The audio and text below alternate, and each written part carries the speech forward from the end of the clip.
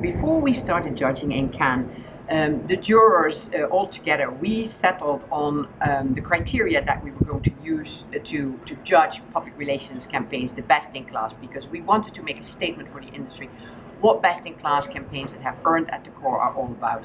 So we agreed to look at, first of all, data-driven audience insights that then form the basis for creative strategy and flawless execution, which then leads to measurable either business results or societal impact results. And it's all about authentic storytelling. So that's kind of how we framed what we were going to look at. And obviously, also being away, we have a special category for stunts, but really looking at a long-term impact. If you look at the campaign, the Fearless Girl campaign, it hits all those bullets. First and foremost, the data insight is that there's not enough female leaders in the corporate world, which leads to not suboptimal business performance.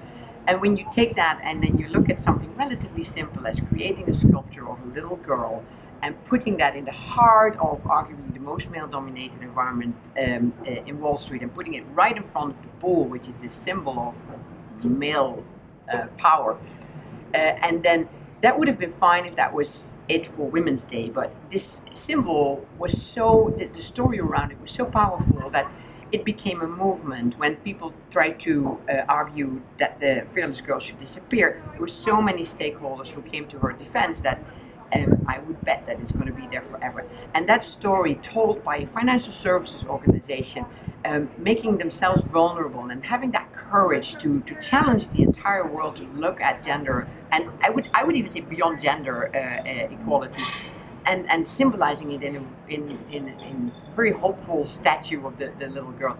I think it has everything. And then, not to forget, we talked about business results. Their business results were through the roof. The She Fund that they created had, I forget the exact numbers, but they more than 300% increase in sales. Brand awareness shot up with a couple of I think over 30%. So it was really a very impactful campaign for society and for the company. And it's that whole idea of doing well by doing good is phenomenal. We all agreed that in public relations we are about earned at the core, and if we want to make a statement for our industry, we need to stick to that. There's ample opportunity to reward beautiful advertising campaigns, but in our category it is about what we stand for, and in the public relations industry we stand for building engagement, building trust, and we can only do that by putting earned at the core. Yeah, the good news is I've seen definitely an increase in great cases from PR agencies, and I would encourage everybody again to look at the work and look at how to submit cases and making sure that we keep this up, because there is definitely an increase in work, in wonderful work that comes from PR agencies.